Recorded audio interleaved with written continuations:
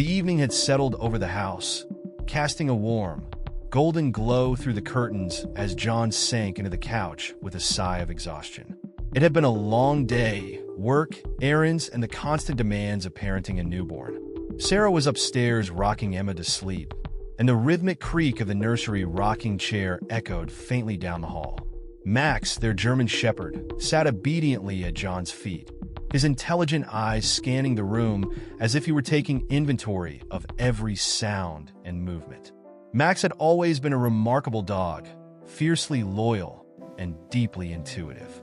When Sarah first found out she was pregnant, Max had seemed to sense it before they even told anyone. He'd followed her everywhere, resting his head on her lap and whining softly whenever she left the room. Now that Emma was here, Max had doubled down on his protective instincts. He rarely left her side, always positioning himself between her and the door as if standing guard. John smiled at the thought of Max and Emma growing up together. "You're going to be your best friend, aren't you, buddy?" he said, reaching down to scratch Max behind the ears. The dog's tail wagged softly, but his eyes remained alert, flicking toward the hallway where the nursery was. A few minutes later, Sarah appeared, tiptoeing into the living room with a tired but contented smile. "She's finally down," she whispered, collapsing onto the couch beside John. "Let's hope she stays asleep this time." "She will," John reassured her. "She's getting better at this whole sleeping through the night thing." Sarah chuckled and leaned her head on his shoulder, closing her eyes. The room fell into a comfortable silence, broken only by the occasional rustle of Max shifting positions on the rug.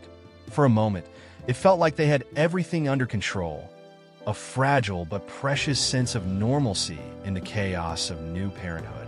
But that night, things took a strange turn. It was just after midnight when John stirred from his sleep, the faint sound of a low growl pulling him out of a dream. He blinked groggily, realizing the noise was coming from Max. The dog was standing in the doorway of their bedroom, his ears perked up and his body tense. "Max," John whispered, sitting up. "What's wrong, boy?" Max didn't move, his gaze fixed on something down the hallway. His growl deepened, a soft rumble that made the hairs on the back of John's neck stand on end. Concerned, John swung his legs over the side of the bed and stood up, careful not to wake Sarah. He followed Max's gaze toward the nursery, where the door was slightly ajar. The house was quiet, save for the faint hum of the baby monitor on the nightstand. John picked it up and stared at the tiny screen, where Emma's crib came into view. She was sleeping soundly, her small chest rising and falling with each breath. Nothing seemed out of the ordinary. Still, Max's behavior unsettled him. The dog had never acted like this before, so focused, so intense. "Come on, buddy," John said softly, patting his leg. "Let's check it out." Max led the way down the hall, his movements slow and deliberate.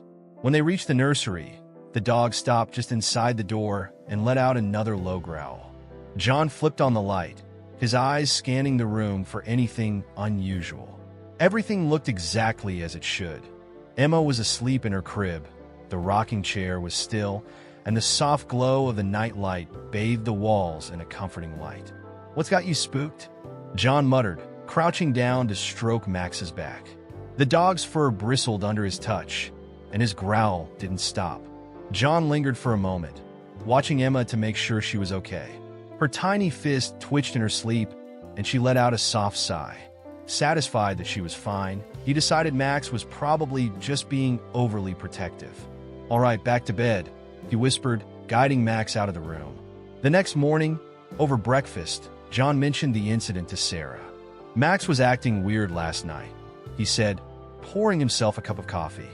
"He kept growling at the nursery. I thought maybe he heard something, but I didn't see anything." Sarah frowned. "Maybe he's just adjusting to having Emma around. You know how he gets when there's a new routine?" "Yeah, maybe," John said, though he couldn't shake the nagging feeling that something wasn't quite right. That night, the growling started again. John woke to the now familiar sound and found Max standing in the same spot, staring down the hallway. This time, the growling was louder, more urgent. John's pulse quickened as he grabbed the baby monitor and checked the screen.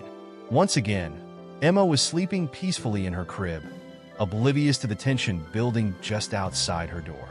John hesitated, his mind racing. Was it possible there was an animal in the house?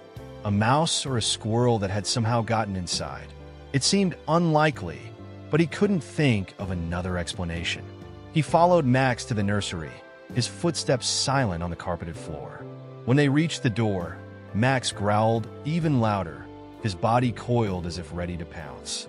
John flipped on the light and scanned the room, his heart pounding. Everything looked normal, but as he stood there, a strange sensation washed over him, a feeling of being watched. It was subtle, almost imperceptible, but it made his skin prickle. "Okay, Max," he whispered, his voice shaky. "Whatever it is, it's gone now. Let's go." But Max didn't move. The dog stayed rooted to the spot, his growl unwavering. For the first time, John felt a flicker of fear. He knelt down beside Max, gripping his collar tightly. "Come on, boy," he urged. "Let's go back to bed." Reluctantly, Max allowed himself to be led away, but he kept glancing over his shoulder, his growl fading into a low whine.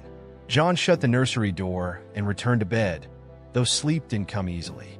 His mind was filled with questions, and the uneasy feeling lingered long after Max had settled at the foot of the bed. By the time morning came, John was convinced that Max wasn't just being paranoid. Something was bothering him, and John was determined to find out what it was. The following night, John decided to stay up and see for himself what was unsettling Max. He couldn't shake the feeling from the previous evening, the prickling sensation, the unease that seemed to settle over the house at night. It wasn't like him to jump to conclusions, but Max's behavior wasn't something he could easily dismiss. The dog had always been a steady, calm presence, not prone to barking at nothing or reacting without reason. After Sarah had gone to bed, John grabbed his laptop and a cup of coffee and settled into the living room. Max was already on alert, pacing near the hallway that led to the nursery. Every so often, the dog would stop, stand stock still, and stare down the dim corridor as if waiting for something to happen. The tension in his body was palpable, his ears flicking at the slightest creak or whisper of wind outside. John's gaze shifted to the baby monitor on the coffee table. He'd placed it there to keep an eye on Emma while he waited, the small screen glowing faintly in the darkness. She was fast asleep in her crib, her tiny hands curled into fists. The rhythmic sound of her soft breathing played through the monitor, a soothing reminder that she was safe, at least for now. As the clock crept closer to midnight, John felt a growing sense of anticipation, though he couldn't explain why. He kept glancing between Max and the baby monitor, his nerves on edge. He tried to convince himself it was nothing, that he was letting his imagination get the better of him. But then the clock struck 12, and Max's behavior changed instantly. The dog froze in place, his body rigid, and let out a low, guttural growl that sent a chill down John's spine. His gaze was locked on the nursery, unblinking and intense. John leaned forward, his heart pounding as he grabbed the monitor and stared at the screen. At first, everything looked normal. Emma was still sleeping, her chest rising and falling in a steady rhythm.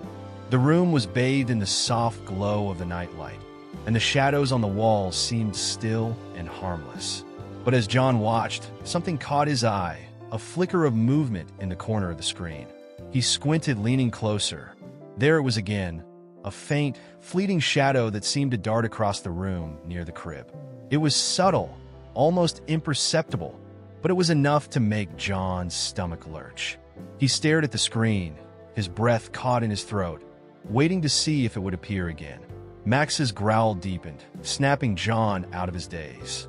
The dog was standing at the entrance to the hallway now, his teeth bared and his hackles raised.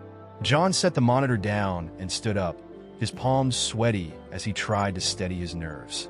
"All right, Max," he muttered under his breath. "Let's check it out." The walk down the hallway felt longer than usual, each step heavy with dread.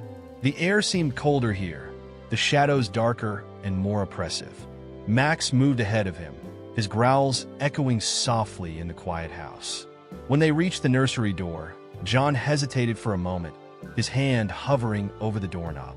Then, taking a deep breath, he pushed it open. The room was quiet, The only sound the faint hum of the baby monitor on the dresser. Emma was still asleep, her tiny form peaceful in the crib. Everything looked exactly as it should, but the feeling of unease was stronger now, a weight pressing down on John's chest.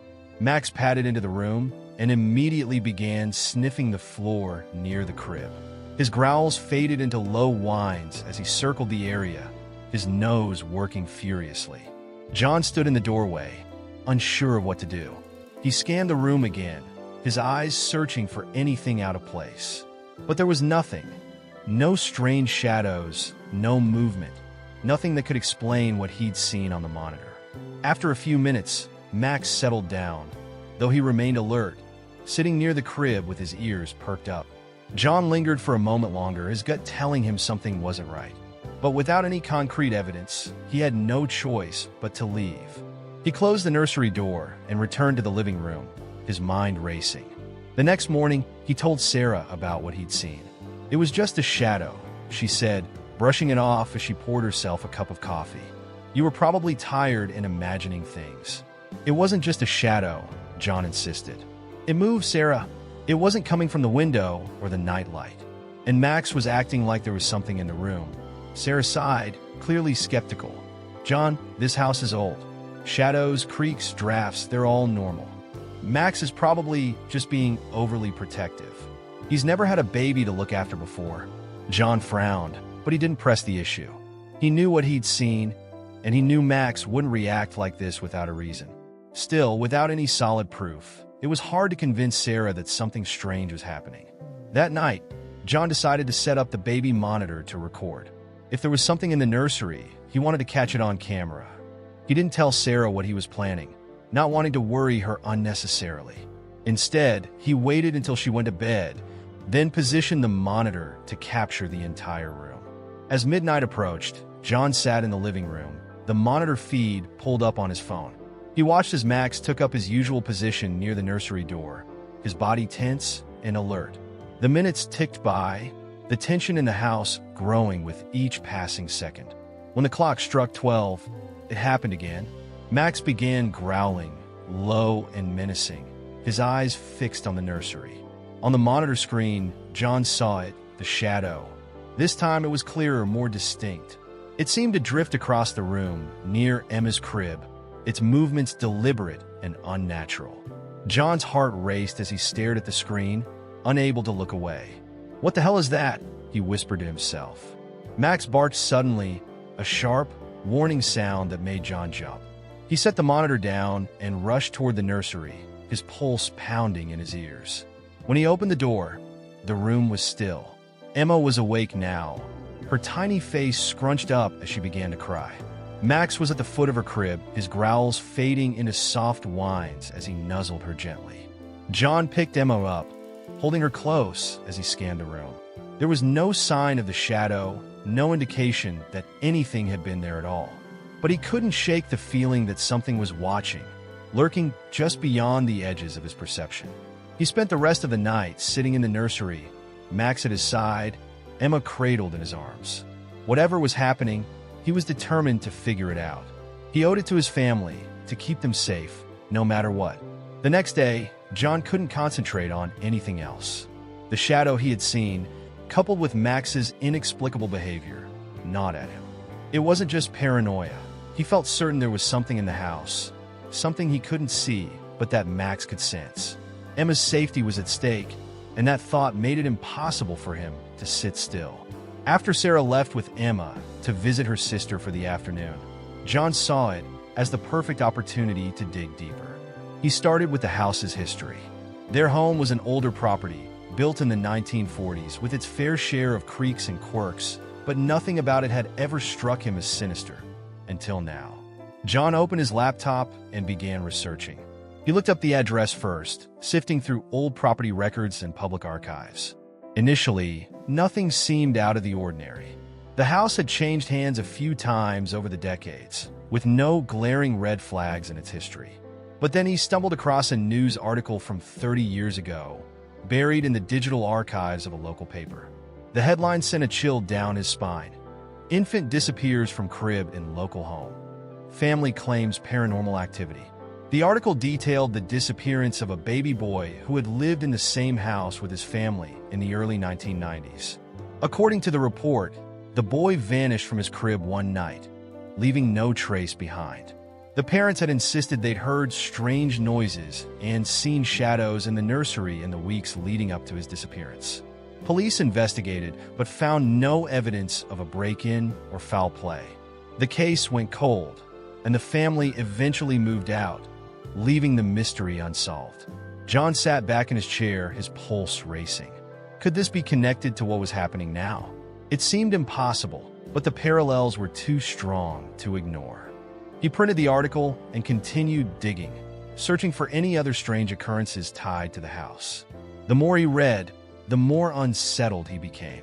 There were whispers of other unexplained incidents, accounts of previous owners hearing footsteps in empty rooms, lights flickering, and objects moving on their own. Why didn't we hear about any of this before we moved in? John muttered, his frustration mounting. He cursed himself for not doing more research beforehand. But who could blame him? Houses with long histories often came with odd stories. Nothing he would have considered a serious threat. Until now, when Sarah returned with Emma later that evening, John decided to share what he had found. "Sarah," he began cautiously as she placed Emma in her bouncer, "we need to talk about the house." She raised an eyebrow, sensing his seriousness. "What is it?" He handed her the article, watching as her expression shifted from confusion to disbelief. "A missing baby," she said, her voice laced with skepticism. "John, this happened decades ago. It doesn't mean it's connected to us." "I know it sounds crazy," John admitted, "but think about it. The shadows I saw, the way Max has been acting, it's all too similar to what's described here. And there are other stories, Sarah. People who lived here before us reported strange things happening too." She shook her head, clearly reluctant to entertain the idea. "You're saying our house is haunted? Come on, John. There has to be a logical explanation." "I'm not saying it's a ghost," he replied, though he wasn't entirely sure. "But something is going on, something we can't explain." Sarah sighed, rubbing her temples. "Okay, let's say you're right. What are we supposed to do about it?" "I think we need help," John said. "Someone who knows more about this kind of thing." To his surprise, Sarah didn't argue. She glanced at Emma, who was cooing happily in her bouncer, and her expression softened. "Fine," she said reluctantly. "But if we're doing this, I want someone credible, not some TV ghost hunter." John nodded, already making a mental list of potential experts to call. The next day, they contacted a local historian named Mrs. Henderson, who specialized in the area's folklore and history. When she arrived at the house, she exuded a calm but authoritative presence, her gray hair pulled back in a neat bun and a leather-bound notebook tucked under her arm. Max immediately bristled at her presence, growling softly as she entered the nursery. "He's a perceptive one," Mrs. Henderson remarked, eyeing Max with a mixture of respect and caution. "Animals often sense things before we do." John explained everything: Max's behavior, the shadow on the monitor, and the unsettling history of the house. Mrs. Henderson listened intently, jotting down notes as she surveyed the nursery. She moved deliberately, running her hands along the walls and examining the corners of the room. She paused near the crib, her expression growing serious. "There's definitely a heavy energy here," she said after a moment. "Old houses often carry the imprint of their past, but this feels different." "Stronger? What does that mean?" Sarah asked, holding Emma protectively. "It means that whatever happened here left a mark, a residue, if you will," Mrs. Henderson explained. "In some cases, it's harmless, just echoes of the past. But in others," she trailed off, her gaze lingering on the crib. "In others, what?" John prompted, his anxiety mounting. "In others, it can manifest as something more tangible," she said carefully. "Something that interacts with the living." The room fell silent, the weight of her words sinking in. Max let out a low growl, his body tense as he stared at the crib. "Is there a way to get rid of it?" Sarah asked, her voice trembling. Mrs. Henderson nodded. "There are ways to cleanse a space, but it's not always easy. And you should be prepared. It might not want to leave." John felt a chill run down his spine. "What do you mean?" "Whatever's here, it's been here a long time," she said. It may feel attached to this place, to this room. The gravity of her words settled over the room like a thick fog. John glanced at Sarah, who was clutching Emma tightly, her face pale. Max stood resolute by the crib, his growl a constant reminder that they weren't alone. "We'll do whatever it takes," John said firmly. "Just tell us what to do." Mrs. Henderson nodded, her expression grim but determined. "Very well, but be prepared. This won't be easy." As she began explaining the steps they would need to take, John couldn't help but feel the weight of what lay ahead. Whatever was haunting their home, it wasn't going to leave without a fight, and he would do whatever it took to protect his family. The night of the cleansing ritual arrived with an ominous stillness in the air. It was as if the house itself was holding its breath, waiting. John and Sarah had spent the day preparing, following Mrs. Henderson's instructions to the letter. They'd moved Emma's crib to the far corner of the room, cleared the space of unnecessary clutter, and placed protective symbols and talismans near the windows and doors. Sarah, skeptical but desperate, had insisted on adding a family photo to Emma's crib for good measure. Max, as always, was glued to Emma's side, his watchful eyes darting to every shadow as if anticipating an attack. He had been unusually tense all day, growling at the slightest sound, his normally calm demeanor replaced by a restless energy that made everyone uneasy. "Do you think this will work?" Sarah whispered to John as they stood outside the nursery, waiting for Mrs. Henderson to arrive. "It has to," John said, though he wasn't sure if he was trying to convince her or himself. When Mrs. Henderson arrived, she was armed with an assortment of tools. Bundles of sage, small jars of salt, a copper bell, and a thick book of prayers and incantations. She moved with calm efficiency, setting up her supplies in the nursery while explaining the process to John and Sarah. "We're going to cleanse the space, dispel any negative energy, and establish a protective barrier," she said. "But be prepared. If there's an entity here, it may resist. Things could get intense." "What do you mean by intense?" Sarah asked, holding Emma tightly. Mrs. Henderson paused, choosing her words carefully. "Sometimes when you try to remove something that doesn't want to leave, it fights back. But don't worry," she added quickly, seeing the fear on Sarah's face. "We're not doing this alone. Your dog is an excellent guardian. Animals like him have a natural ability to protect against spiritual threats." Max, as if understanding her words, let out a sharp bark and sat up straighter, his gaze fixed on the nursery. The ritual began at exactly midnight. Mrs. Henderson lit the sage, the fragrant smoke curling through the air as she moved around the room, chanting in a steady, rhythmic voice. She sprinkled salt along the windowsills and doorways, creating a barrier she said would keep anything harmful from re-entering. John and Sarah stood near the crib, their hands tightly clasped, while Max positioned himself between them and the rest of the room, his growls low and continuous. At first, nothing happened. The room was silent, the atmosphere tense but uneventful. Then, just as Mrs. Henderson began ringing the copper bell, the temperature in the room dropped suddenly, an icy chill that made John's breath fog in the air. "It's here," Mrs. Henderson said, her voice steady but urgent. "Stay close to each other." The shadows in the room seemed to deepen, pooling in the corners and creeping along the walls. Max barked sharply, his body rigid as he stared at a spot near the crib. John followed his gaze and felt his stomach drop. There it was, the shadow he'd seen on the baby monitor. But now it was unmistakable, a dark, humanoid figure that seemed to flicker and shift as if made of smoke. It moved toward the crib, slow and deliberate, its presence radiating malice. "Stay back," Mrs. Henderson commanded, raising her voice as she rang the bell again and waved the sage in the entity's direction. The shadow recoiled slightly, but didn't retreat. Max lunged forward, barking furiously, his teeth bared. The shadow wavered, as if unsure how to respond, but then it advanced again, faster this time. Emma began to cry, her wails piercing through the chaos. John's instincts kicked in. He stepped in front of the crib, shielding Emma with his body as Sarah clung to her, trying to soothe her cries. Max darted forward, snapping at the shadow, his growls louder than ever. For a moment, The figure seemed to falter, its form flickering like a weak flame in the wind. "Keep going," Mrs. Henderson shouted, her chants growing louder and more forceful. She sprinkled more salt in the direction of the shadow, her movements precise and deliberate. The room erupted into chaos.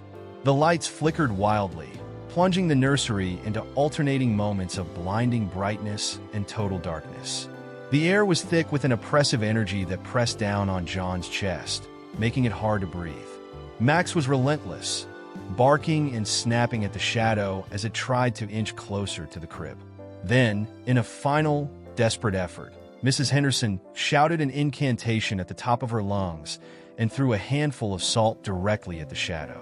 The entity let out an unearthly shriek, a sound so piercing and inhuman that John felt his knees buckle. The shadow twisted and writhed, its form breaking apart like smoke caught in a strong wind. With one last anguished cry, it dissolved into nothingness. The room fell silent. The lights stabilized, the oppressive cold vanished, and the air felt lighter, as if a great weight had been lifted. Max stood panting near the crib, his body still tense, but his growls fading into soft whines. Emma had stopped crying, her tiny face scrunched in confusion as she looked around the room. "It's gone," Mrs. Henderson said after a long pause, her voice hoarse but triumphant. "It's over." John and Sarah collapsed into each other's arms, the relief overwhelming. Max trotted over to them, his tail wagging slightly as if to reassure them that all was well. The rest of the night passed in a blur. Mrs. Henderson stayed to help them clean up and reinforce the protective measures she had put in place. By the time she left, the sun was beginning to rise, casting a warm, golden light through the nursery window. "We owe you everything," John said, shaking her hand. "Thank you. It was your dog who saved her," Mrs. Henderson replied, glancing at Max with a small smile. "He's a true guardian." In the days that followed, the house felt different, lighter, quieter, free of the oppressive energy that had haunted them for weeks. John and Sarah decided to move, not wanting to take any chances, but they were grateful for the time they had to prepare. As they settled into their new home, Max remained as vigilant as ever, watching over Emma with the same fierce loyalty that had saved her life. And though John and Sarah never fully understood what had haunted their old house, they knew one thing for certain. They had faced it together, and they had won. And Max, their brave protector, had ensured their family's safety in a way they would never forget.